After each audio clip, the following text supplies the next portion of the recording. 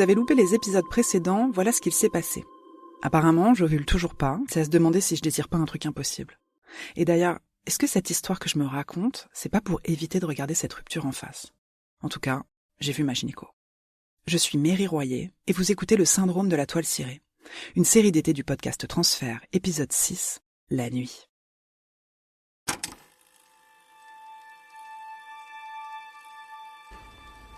On peut pas tout avoir dans la vie, Méry. On peut pas tout avoir. Parce qu'en fait, on a déjà tout.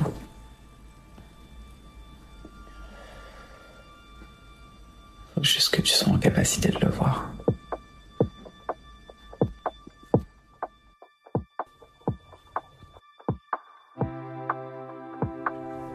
Bon, tu fais des plans, tu imagines que les choses vont se passer d'une certaine manière. Tu fais des plans sur la comète. Voilà. J'avais mes plans qui me rassuraient, qui me structuraient, qui me donnaient aussi la possibilité de pas trop m'éparpiller. Et puis il y a des éléments qui font un peu office de déclencheur, j'ai l'impression, des trucs que t'avais pas prévus. Tu sais, genre, quand tu fais des plans, c'est quoi? C'est que tu cadres ta life et t'essayes de rester dans les clous parce que t'as un plan et t'essayes de t'y tenir. Et puis alors la discipline, moi qui me suis toujours perçue comme quelqu'un de désorganisé, de paresseuse, qui fait jamais assez, qui va pas au bout et tout, bon bah la discipline, les plans, la régularité, tout ça, ça me tient. Bon, ok, on a compris, Méry. Et puis, donc dans ce quotidien, plein de plans, plein d'organisations, plein de tout ça. Il y a de l'inattendu qui arrive, il y a de l'imprévisible. Donc je me suis retrouvée à faire des essais pour un rôle, pour le prochain film de mon amie Anaïs. Je sais pas si je serais prise, et c'est pas tant l'histoire, c'est surtout que d'aller faire ces essais, de faire un truc complètement nouveau, un truc que j'avais jamais fait, un truc qui me sortait complètement de mon quotidien et tout. Je sais pas, genre ça a rallumé un truc, ça a réveillé quelque chose en moi qui est très agréable. Je me suis retrouvée à jouer une scène avec 5 mecs. Et c'était intéressant d'être entourée de mecs alors que ça fait 1 an et demi que je vis en non-mixité, en non-mélangeage, que je suis intégralement régie par mon cycle menstruel et je ne sais même plus comment fonctionne un homme, alors 2 hommes, laisse tomber. Et ce que j'ai kiffé à ce truc-là, c'est que j'ai trouvé que les hommes étaient magnifiques, tu sais, genre là, quoi. Je sais pas comment dire, pas magnifiques, parce que c'était des beaux gosses, mais juste c'était des hommes, j'ai trouvé que c'était une espèce intéressante, quoi. J'ai senti que ma colère était redescendue, quoi. Et en même temps, je me suis pas positionnée comme une meuf à baiser, en fait. J'étais plutôt là, genre trop contente d'échanger un moment, et non, je les ai vraiment regardés pour ce qu'ils étaient. Je me suis imaginé quel genre de meuf ils avaient dans leur vie, mais c'était obviously pas WAM. Et c'était agréable. D'ailleurs, à ce truc-là, j'étais trop contente parce que pour la première fois de ma life, j'ai pas parlé de ma fille, j'ai pas dit que j'étais daronne, j'ai d'ailleurs pas non plus parlé de ma daronne. Enfin, tout ça a été très très nouveau et très agréable.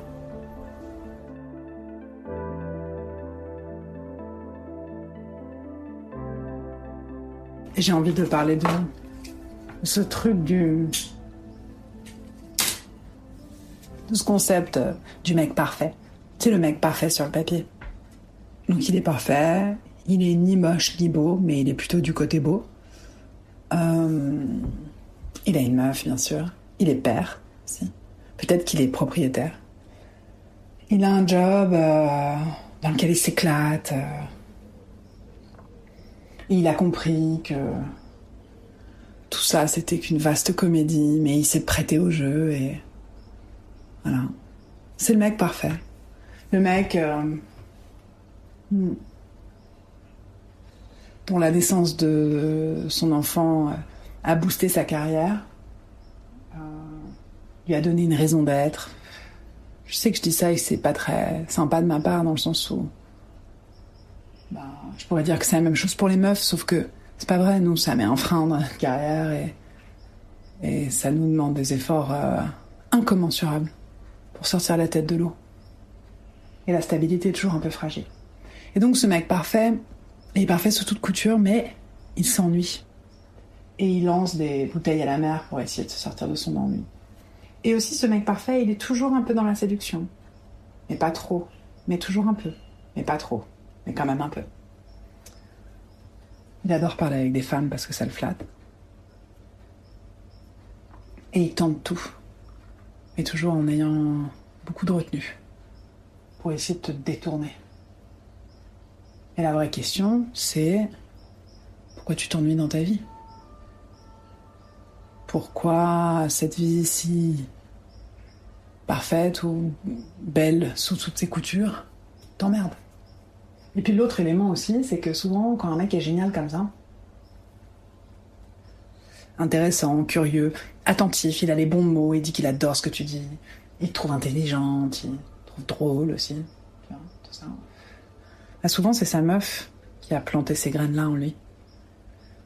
Et oui, l'autre élément que je voulais dire, c'est qu'un mec parfait, il y a souvent un canapé qui est pas loin. Il est peut-être parfait en société, mais chez lui, il est sur un canapé. Et ça m'intéresse, moi, ce canapé. La version du mec parfait que toi, tu vois, bah, c'est le mec imparfait, le canapé de quelqu'un d'autre, de quelqu'une d'autre, tu vois, d'une autre meuf, quoi. Bref, c'était un peu flou, c'était un peu bizarroïde, mais voilà, ça me fait réfléchir, toutes ces conversations en ce moment, ça me fait réfléchir.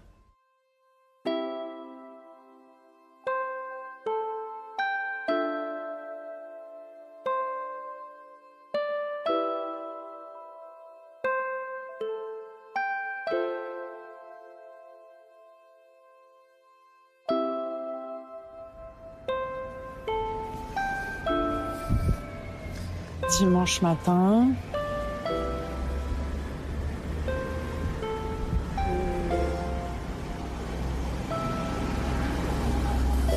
Le Vavin sur la place, le café. Je vais monter chez Colombe, retrouver Mika. J'ai passé la nuit dehors, la nuit à rider. J'étais avec Ilham. C'était absolument exceptionnel. C'était complètement, je sais pas, presque tiré d'un film. Tu sais quand les trucs sont tellement fluides et tout s'enchaîne et il se passe quelque chose chaque seconde de la soirée. Il n'y a pas un moment de creux qui soit inintéressant.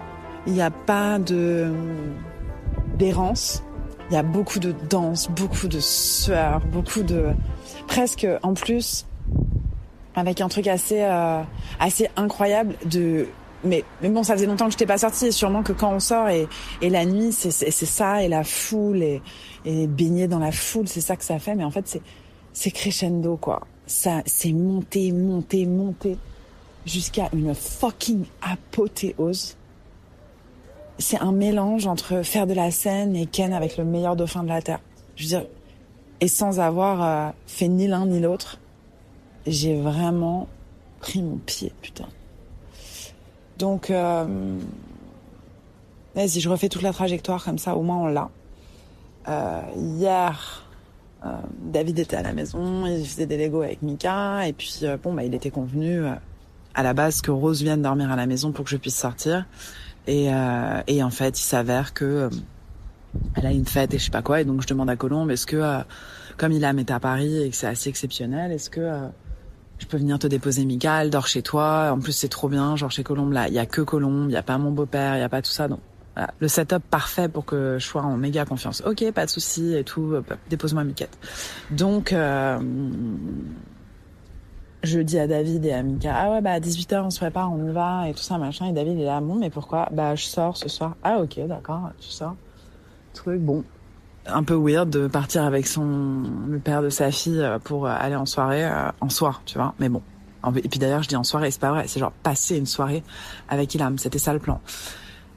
Fait assez rare, David décide de prendre le métro avec nous. Et Mika lui dit, tu prends pas le tram, papa ? Bah non, moi aussi, je vais dans Paris. Je vous accompagne un bout de chemin et tout. Enfin bref, truc surréaliste. On prend la ligne 13 tous les trois. On est plutôt mignons d'ailleurs et tout ça. Je pars avec Mika, on prend la ligne 12. On arrive à Vavin. Et là, on passe à la librairie.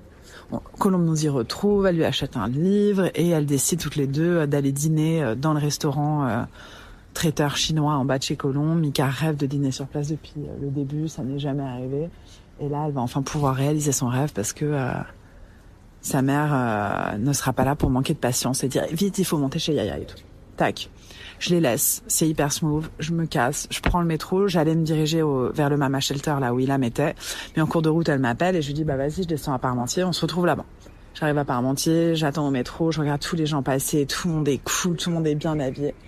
Je fais le topo, hein. Je suis habillée comme une skateuse de 14 ans. J'ai un fut large, j'ai un t-shirt noir petit bateau où j'ai, juste avant de sortir, coupé, j'ai fendu mon t-shirt tout droit au niveau du décolleté pour essayer de le rendre un peu plus féminin, mais bon. Voilà. Plus un gros sweatshirt marron dont Ilham a fait la description plus tard dans la soirée en disant une couleur vieille, une couleur usée. Elle m'a dit ton sweatshirt on dirait t'as fait Koh-Lanta. Seigneur, les fous rires, je ne pouvais plus m'arrêter. Bref, j'ai fast forwardé trop vite. Donc je suis habillée comme ça, vraiment zéro flex, pas de make-up machin. Là, il y a Ilham qui remonte les marches du métro pour sortir de la bouche de métro et elle a des petites Air Force blanches et beige, un jean brut trop beau, moulant, un petit haut blanc en crochet, juste trop beau, tu sais, qui pourrait être un crop top, mais sur elle, ça fait pas crop top, mais il est genre un peu court, un peu, voilà. Et une veste en jean jaune pâle, avec ses cheveux magnifiques, un maquillage parfait, enfin, elle était juste sublime, genre j'avais une date, next level, en fait. Parce que moi, vraiment, j'étais, le faux alpha toxique déconstruit. Vraiment, rien à foutre rose. Voilà. Mais bon, j'étais confortable. On s'était dit, il faut être confortable. Ok, on se retrouve, on se dit, on a trop faim, faut qu'on bouffe avant de faire quoi que ce soit et tout. Donc, on va rue Oberkampf. Donc, on se pose là, trop sympa, on est en terrasse, on regarde les gens passer. Tout le monde est beau. Tout le monde est beau. Les meufs sont des 14 sur 10, des avions de chasse, tout à fait font des efforts. Les mecs sont quand même assez clonés. Mais globalement assez beau. Les plus beaux sont les gays, il y a pas à dire.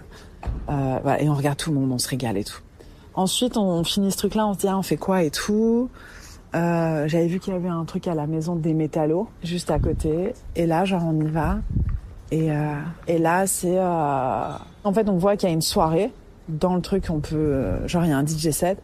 Premier truc, on arrive devant l'escalier pour descendre une espèce de club quoi. Et là, je vois un dude, mais il est magnifique. Il me regarde, genre, intensément. Donc moi, je lui dis bonsoir. Il me répond bonsoir. Oh, un truc de ouf. Le mec était magnifique. Un dauphin qui restera présent dans ma mémoire. Pour sa beauté, son élégance et ses accessoires. Fort nombreux. Et bref, on va dans le truc là, il y a Kid Ismail qui mixe et c'est incroyable. On danse, on est ouf, on transpire, on danse, on ressort, on fume des clopes, on voit le petit dauphin, on se demande s'il est homo, il est pas homo, il a une meuf, une truc, on se regarde, mais il est avec sa meuf, après on voit que le mec il descend avec sa go dans le club, on descend, on danse, sa meuf me regarde mal. Je la regarde, je danse, je regarde le dauphin, il part. Je suis déçue, je sais que voilà, mais en même temps que tu vas pas aller target un mec qui est maqué, bref, t'as capté.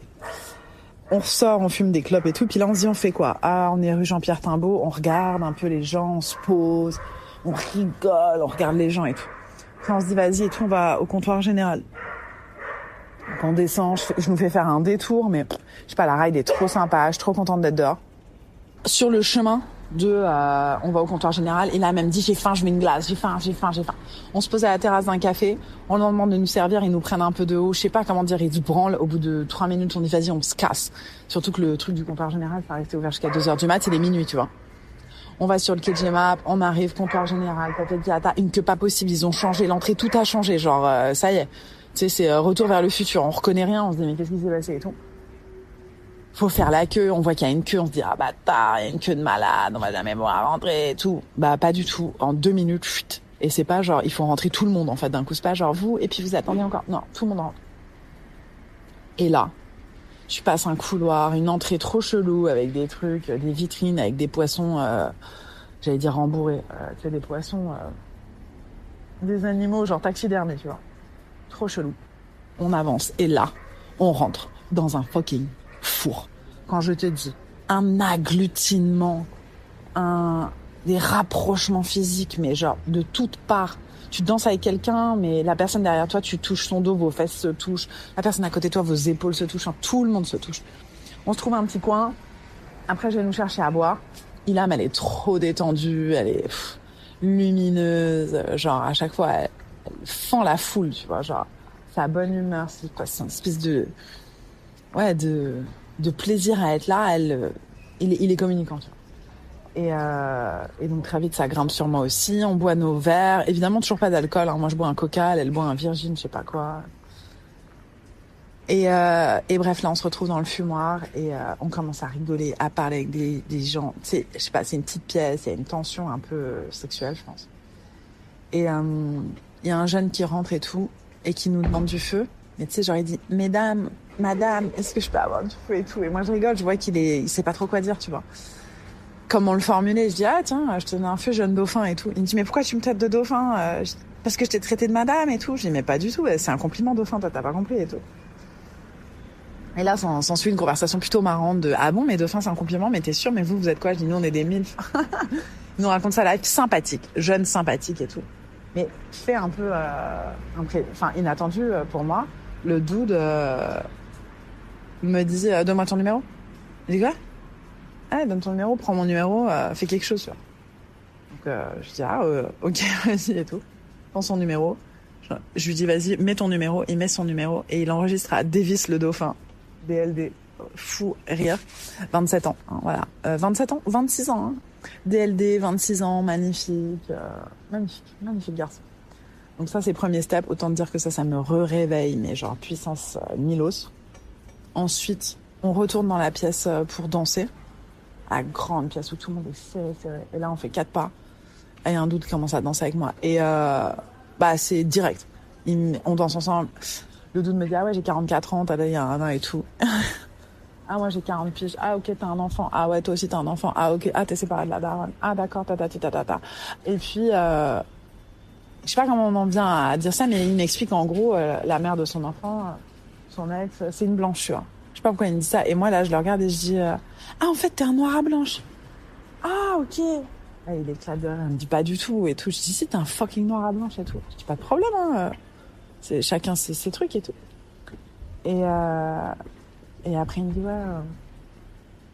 tu veux pas rentrer avec moi ce soir et tout ça, machin. Je lui dis, et tout. Ah, carrément, t'annonces direct, tu veux me ken. Il me dit, ouais. Je dis, ok et tout.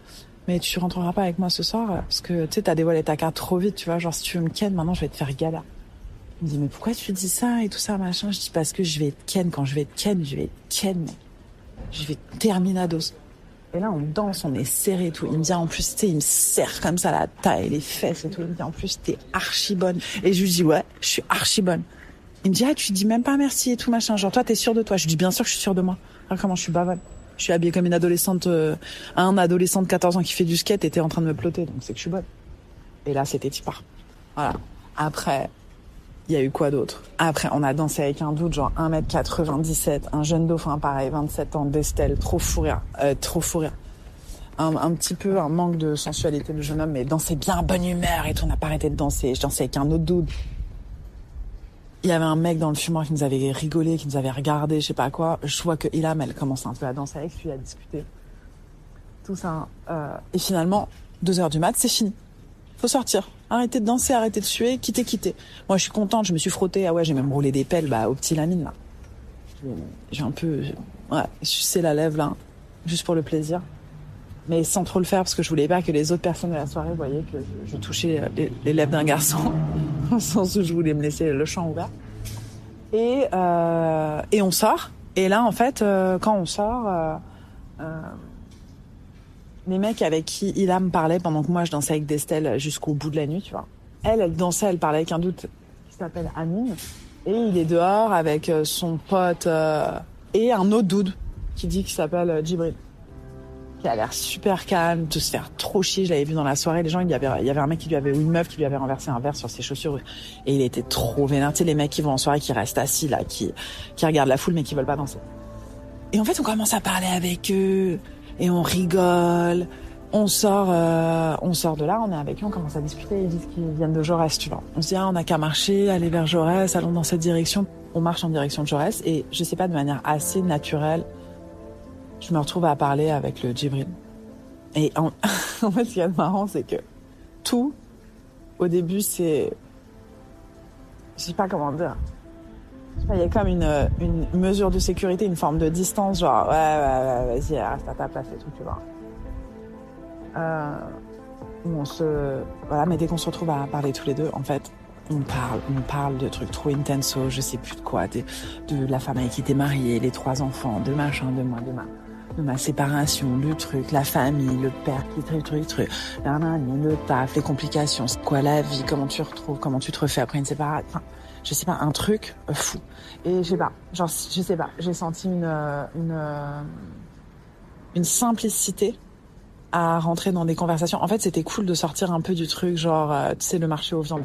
Ouais, je suis panne, c'est l'agressivité de quand t'es en mode chasse et comment il faut que j'arrête de dire quand j'applique les mêmes codes que les mecs quand ils chassent et que je les choque et que je les brusque. C'est très excitant, ça donne une grande adrénaline et pour eux, c'est rare. C'est pas quelque chose qu'ils ont l'habitude. Ah, peut-être qu'en 2025, si, en fait, que dis-je, ça se trouve, toutes les go font comme ça, tu vois. Mais c'est vrai que ça donne une grosse adrénaline pour moi, je kiffe, je ne peux que, de toutes les façons, être dans une séduction offensive. Je suis pas dans la défense, moi. Moi, j'offense, moi, direct.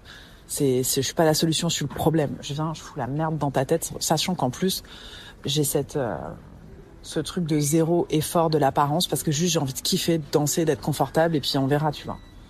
Et donc avec le Djibril, là, on a des vraies conversations, et je me dis putain, mais c'est la cerise sur le gâteau. Genre, je rêvais depuis des années. C'était mon rêve le plus profond, le plus intime, même si je l'avais divulgué, mais raconté déjà. Mais je rêvais de marcher dans Paris la nuit. Et déjà avec Ilham toute la soirée, on a marché ensemble dans Paris, et j'aimais trop. Mais je ne pensais pas que j'allais pouvoir vivre, que je serais en train de vivre un truc aussi proche de quel était mon rêve, mon fantasme. Je crois qu'il n'y a rien qui top. Il n'y a rien qui top mon top one pour moi que de marcher dans la rue avec un dauphin inconnu dans une ville qu'on connaît tous les deux et où nos souvenirs se croisent dans la conversation alors qu'on ride. Je sais pas, c'était dingue. Carrément, je dirais pas qu'on s'est perdu avec Djibril, mais tu sais, on a perdu le sens du rythme du groupe. On a laissé Ilham devant avec les autres et nous deux, carrément, Ilham, elle m'attendait à un moment à un coin de rue, genre, mais attends, mais t'étais où, meuf, tu vois? Et je sais pas, c'était dingue. C'était vraiment cool. J'ai bien aimé cette parenthèse-là. Elle était assez surprenante. Et on arrive à Jaurès. Et on se commande des mozzastiques dans un truc à graille. Et le dude aussi se prend un Twitch. Et les potes, ils sont sous flash, sous vodka, donc ils vont chercher leur truc. Et on se pose devant le conservatoire de Jaurès, à la Fontaine. Et là, on bouffe nos Twitch, nos mozzastiques, nos frites. Mais quand on revient dans ce groupe-là, en fait, moi, je suis pas à l'aise. Genre, j'ose même pas le regarder, le Djibril. Tellement, je sais pas, genre, j'ai envie de parler avec lui. Et en même temps, je me dis... Et en même temps, je sais pas. Genre, je sais pas, je suis genre mi-intimidée, ouais, je sens qu'on n'ose pas se regarder, je sens qu'on n'ose pas trop se parler. Et qu'en même temps, on en a envie. Et... Bref. Je commande un Uber, Ilham veut partir, les autres commencent à avoir l'alcool mauvais. Sachant que nous, on n'a pas bu, on n'a pas fumé, on est comme drogués, hein. Mais rien de tout ça n'est arrivé. Et je commande un Uber pour aller au Mama Shelter, où Ilham a pris une chambre. Et il me dit, il arrive dans combien de temps l'Uber? Dans 1 minute et tout. Et puis là, il me dit, je sais pas, si tu veux, tu me donnes ton numéro, je sais pas, on se revoit, ou je sais pas.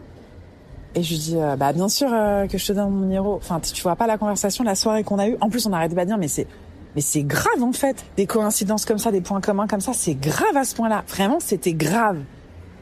Grave. Il est né en 85. En fait, d'ailleurs, tu sais, je vais pas les énumérer parce que c'est pas tétos. En fait, c'est pas ça le sujet. Mais juste, il y avait vraiment des endroits qui se croisaient qui étaient inattendus, tu vois. Genre, vraiment, à qui l'eût cru. Anyways. Donc, tac. Donc, je lui dis, tu vois pas, après la conversation qu'on a eue, bien sûr que tu vas prendre mon numéro. C'est comment ça? C'était une évidence et tout.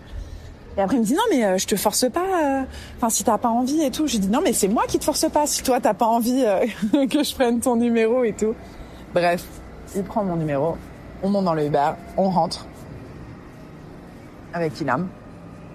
Et il m'envoie un message, genre, ah, j'espère que vous êtes bien rentrés. Mais j'ai trouvé ça cool. En fait, tu vois, de tous les dudes que j'ai pu croiser, c'était génial la montée, quoi. Parce que, je sais pas, qui fait plein de trucs, tu sais, qui te regarde, qui pose des questions sur le taf. Et où est-ce que je peux écouter tes podcasts, nan. Ou, à un autre moment, on est devant l'espèce de snack, là, à frites et tout. Et genre, il pointe son doigt comme ça, il me dit, c'est un tatouage que t'as là? En parlant de ma flamme que j'ai dans ma gorge. Et je lui dis, bah ouais. Il me dit, ouais, c'est un faux ton tatouage. Je dis, bah ouais, bien sûr, je mets pas d'eyeliner, mais le matin, je vais me faire un faux tatouage dans le cou, j'ai que ça à foutre. Je dis, j'en ai partout, des tatouages. Enfin, et après, là, il m'attrape le bras, il me remonte la manche, il regarde juste un de mes bras, il me dit, ah ouais, j'avoue et tout. Je dis, attention, par contre, j'ai que des tatouages sur mes bras. Le reste, et là, je monte mes jambes, je dis, ça, je touche pas. Il me dit, ah ouais, pourquoi? Je dis, j'ai pas besoin, en fait. Il me dit, comment ça? Je dis, j'ai pas besoin de mettre d'artifice pour que ce soit beau, c'est déjà magnifique. Il me dit, ah ouais, et tout! Toi, t'es sûr de ton karaté? Je lui dis, ah, c'est pas du karaté à ce niveau-là, c'est du jujutsu. Donc il rigole, il me dit, mais toi, t'es sûr de toi? Je dis, écoute, Cyril, ici, les gens ont 40 ans. Si je suis pas sûr de moi maintenant, quand, en fait? Bien sûr que je suis sûre de moi. Je sais ce que... Voilà, je paye pas de mine, mais je sais ce que je vaux. Et je sais pas, il y avait un truc vraiment... dingue avec cette soirée. Ensuite, avec Ilham, on s'est retrouvés au Mama Shelter. On avait une petite boulette de shit. Attention, j'ai pas fumé de shit depuis 2 ans.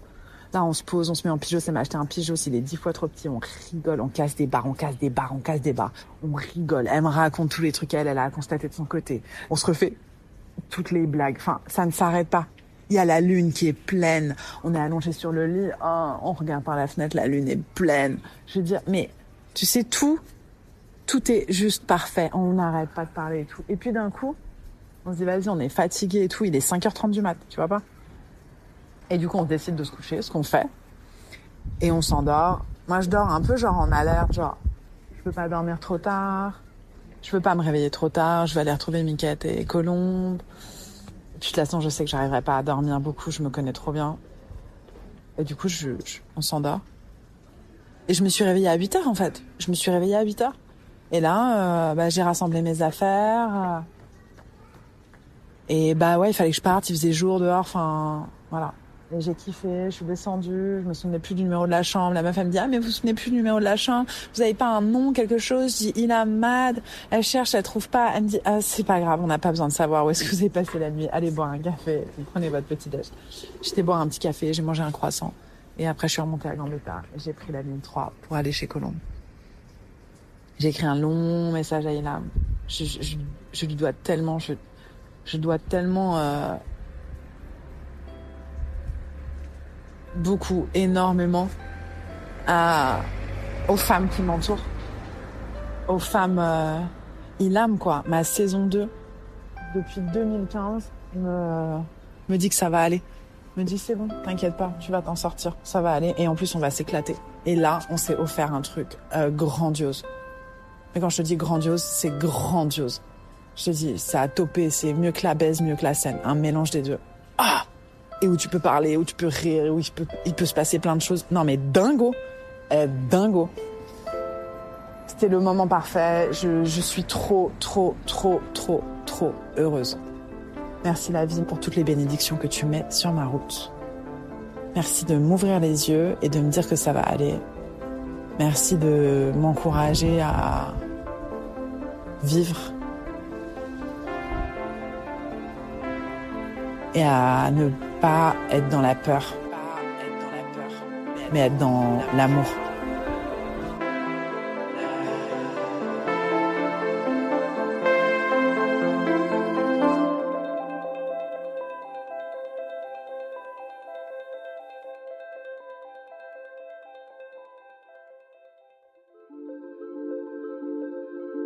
Vous venez d'écouter l'épisode 6 du Syndrome de la toile cirée, une série estivale de transfert avec Mary Royer.